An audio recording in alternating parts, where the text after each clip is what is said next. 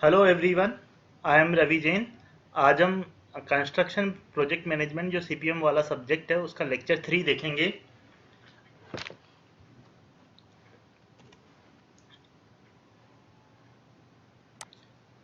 आज हम इसका लेक्चर 3 वाला पार्ट देखते हैं। अब तक हमने जो देखा है वो ये देखा है कि कंस्ट्रक्शन प्रोजेक्ट मैनेजमेंट जो है इसके लिए प्रोजेक्ट क्या होता है और उसके मैनेजमेंट की टेक्निक्स क्या होती है। और उसमें हम देख रहे थे, जो टेक्निक देख रहे थे, नेटवर्क डायग्राम हमने देखा था कि नेटवर्क डायग्राम क्या होता है। आज हम देखेंगे elements of network diagram. Network diagram के क्या क्या एलिमेंट होते हैं। तो उसका जो पहला एलिमेंट होता है उसमें 3 एलिमेंट होते हैं। एक एक है एक्टिविटी, एक दूसरा होता है इवेंट और तीसरा होता है इन एक्टिविटी के बीच में क्या रिलेशनशिप है। तो एक्टिविटी जो होता है एक नेटवर्क डायग्राम में वो होता है परफॉर्मेंस ऑफ सर्टेन टास्क। भाई कोई भी काम आप करते हैं उसको बोलते हैं हम एक्टिविटी। और एक्टिविटी जो होती है उसकी ये कैरेक्टरिस्टिक्स है कि वो कुछ उसमें कुछ टाइम लगेगा। मतलब वो जैसे फॉर एग्जांपल आप रेनफोर्समेंट प्लेसिंग कर रहे हैं,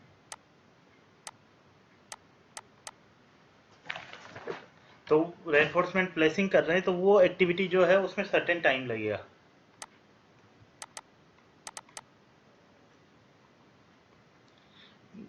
फॉर एग्जांपल आपने स्टार्ट किया मॉर्निंग में 9:15 AM से,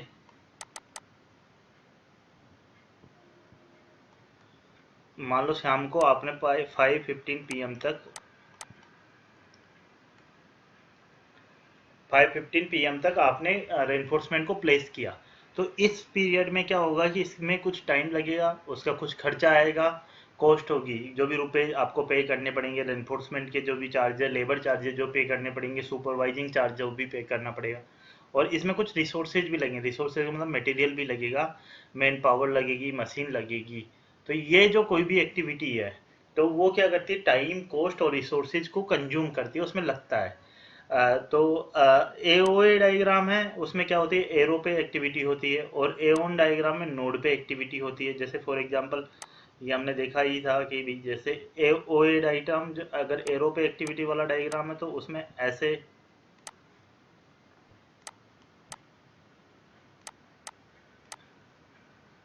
ये हमारा एओए डायग्राम है। और एओएन डायग्राम में जैसा कि इसके नाम से ही पता लग रहा है हमें सिंपल कि नोड पे एक्टिविटी होगी, उसमें एरो पे एक्टिविटी होगी, तो इसमें कुछ ध्यान रखने बात नहीं है। पर क्या होता है कि अपन को जब भी कोई एकदम से पूछ लेता है एक्टिविटी तो उसमें टाइम लगता है, कॉस्ट लगता है। बस ये समझना है कि भाई ये चीज़ क्या है, ताकि आप किसी को एक्सप्लेन कर सके। एक्टिविटी ऑन नोड में क्या होगा, नोड पे एक्टिविटी होगी। तो ये जैसे मान लो कि ये सर्टेन अगर डायग्राम होता तो उसको हम लोग ऐसे उसको ड्रॉ करते हैं।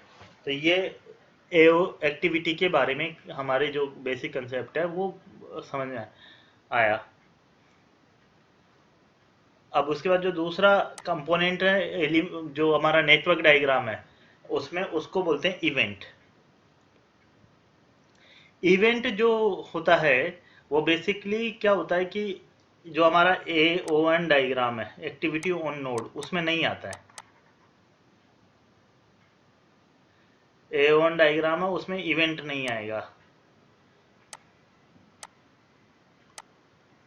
एक्टिविटी जी, एक्टिविटी एच, क्योंकि उसमें नोड पे खुद ही क्या होता है, इवेंट होता है। तो एओन डायग्राम में उसमें इवेंट नहीं होता है। पर डायग्राम तो एक रिप्रेजेंटेशन, कोई भी प्रोजेक्ट है उसमें इवेंट का मतलब क्या है, इवेंट का मतलब है कि कोई भी एक्टिविटी के स्टार्ट पॉइंट को या एंड पॉइंट के जो टाइम इंस्टेंट ऑफ टाइम है वो उस टाइम को दर्शाता है, उस टाइम को रिफ्लेक्ट करता है। जैसे फॉर एग्जांपल आपने मतलब आपने कोई भी रेनफोर्समेंट प्लेसिंग की एक्टिविटी जो अभी हम पिछली बार बात कर रहे थे वो स्टार्ट की, तो उस एक्टिविटी में बेसिकली क्या हुआ कि आपने मान लो रेनफोर्समेंट प्लेसिंग का काम स्टार्ट किया 9:15 AM पे और उसको फिनिश किया 5:15 PM पे। तो 9:15 का जो टाइम हुआ 9:15 पे जो वो टाइम हुआ उसको इवेंट शो कर रहा है। वो एक जस्ट पॉइंट ऑफ टाइम है, एक पॉइंट ऑफ टाइम है। अगर आपको ये कंसेप्ट क्लियर हो जाएगा तो आगे भी बहुत हेल्प मिलेगी। तो वो पॉइंट ऑफ टाइम को रिफ्लेक्ट कर रहा है। तो बेसिकली एक टाइम को रिफ्लेक्ट कर रहा है, नथिंग एल्स।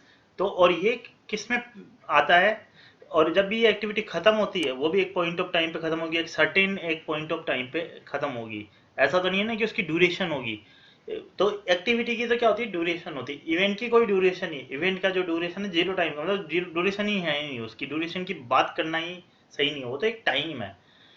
तो 5:15 PM पे आपने मतलब रेनफोर्समेंट को प्लेस कर दिया, वो काम खत्म हो गया, तो वो मतलब उस टाइम में वो एक्टिव इवेंट हो गया।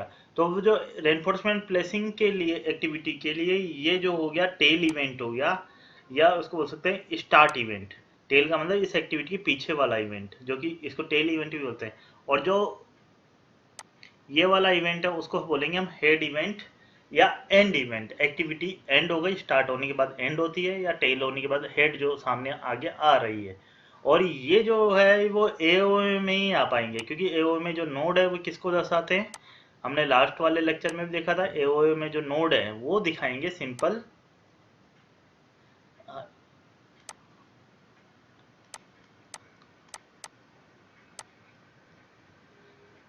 जो नोड है वो दिखाएंगे। हमारे पास जो हम नोड है वो रिफ्लेक्ट करते हैं कि हमारे पास जो एक्टिविटी है वो एक्टिविटी जो है उसके जी एक्टिविटी है उसका ये स्टार्ट हो गया, ये एंड हो गया। ऐसे एच एक्टिविटी है, ये जो जी एक्टिविटी है उसके लिए ये स्टार्ट इवेंट है और ये एंड इवेंट है। और एच एक्टिविटी है इसके लिए ये स्टार्ट इवेंट है और ये एंड इवेंट है। मतलब ऐसा हो सकता है ना कि एक के बाद जस्ट हम उस टाइम चालू कर देंगे, तो वो जो है किसी एक मतलब जी के बाद जैसे खत्म होगा एच हम चालू कर देंगे, तो जो जी है और एच है वो उसके मतलब ये जो दोनों का कॉमन इवेंट बन जाएगा। दोनों के बीच में एक एक स्टार्ट इवेंट होगा, और एक के लिए एच के लिए स्टार्ट इवेंट होगा तो जी के लिए वो एंड इवेंट होगा। तो नेटवर्क डायग्राम ये दर्शाता है। और धीरे धीरे जब हम इसको जाएंगे तो आगे और समझेंगे कि भी क्या मतलब है इवेंट का, कैसे उसकी टाइम कैलकुलेशन हम कर सकते हैं। पर आप ये देख रहे होंगे ना कि इससे हम लोग ये समझ सकते हैं कि इवेंट क्या होता है। तो कल को कोई भी आपको पूछे इवेंट और एक्टिविटी में क्या डिफरेंस है, कई बार एग्जाम में ये भी आ जाता है जो सब्जेक्टिव पेपर्स होते हैं कि एक्टिविटी और इवेंट में क्या डिफरेंस है। तो आप वो बता सकते हैं कि एक एओए में जो है कि एओए में ही इवेंट आता है, एओएन में इवेंट नहीं आता है।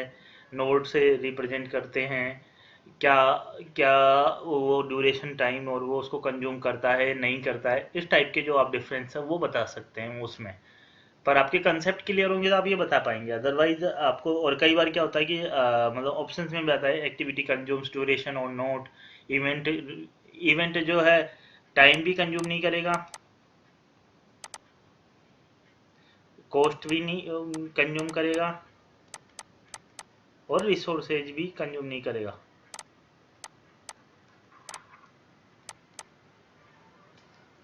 तो ना टाइम है ना कॉस्ट है ना रिसोर्सेज इवेंट कंज्यूम करेगा। ये क्लियर है आपको ये कंसेप्ट?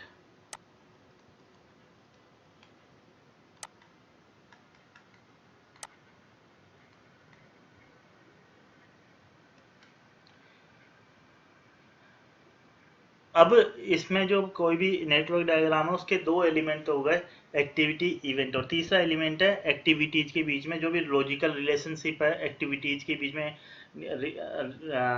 नेटवर्क का उसको बोल सकते हैं आप, नेटवर्क का क्या लॉजिक है। नेटवर्क का लॉजिक मतलब आप समझ रहे हैं कि रेनफोर्समेंट प्लेस करने के बाद ही हम कंक्रीटिंग कर सकते हैं। वो लॉजिक डायग्राम जो होता है वो कंस्ट्रक्शन प्रोजेक्ट के रिक्वायरमेंट के हिसाब से या जो भी टाइप है उसके हिसाब से जो भी एक्टिविटी जो उनके बीच में आपस में क्या रिलेशनशिप है वो भी आपको पता रहना होता है, उसके हिसाब से आप डायग्राम बना सकते हैं। पर जो इस वाले जो जो सब्जेक्ट है उसमें हम लोगों को मतलब रिलेशनशिप ऑलरेडी दिया जाएगा, हम लोगों को केवल नेटवर्क डायग्राम ड्रॉ करना है। पर जो रियल लाइफ में अगर आप प्रोजेक्ट करेंगे तो आपको ये नहीं बताया जाएगा कि किसके बाद क्या करना है। हालांकि वो सिंपल ही होता है, पर आपको ध्यान रखना होगा कि भाई कौन सी चीज़ हम किस कब कर सकते हैं, उसके बाद ये कर सकते हैं, उसके बाद ये कर सकते हैं, क्या दो चीज़ें एक साथ हो सकती है, हम उस हिसाब से दो चीज़ें एक साथ हो सकती है, तीन चीज़ें एक साथ हो सकती है, या एक चीज़ आधी हो जाए तो दूसरी चीज़ आधी चालू कर सकते हैं। ऐसे भी बहुत सारी चीज़ें, तो वो उस हिसाब से हमें क्या करना पड़ता है कि ये जो नेटवर्क डायग्राम है वो ड्रॉ करने पड़ते हैं। एक्टिविटी हमें कहाँ से पता चलती है नेटवर्क डायग्राम की? मैं आपसे पूछूँ तो आप क्या बताओगे?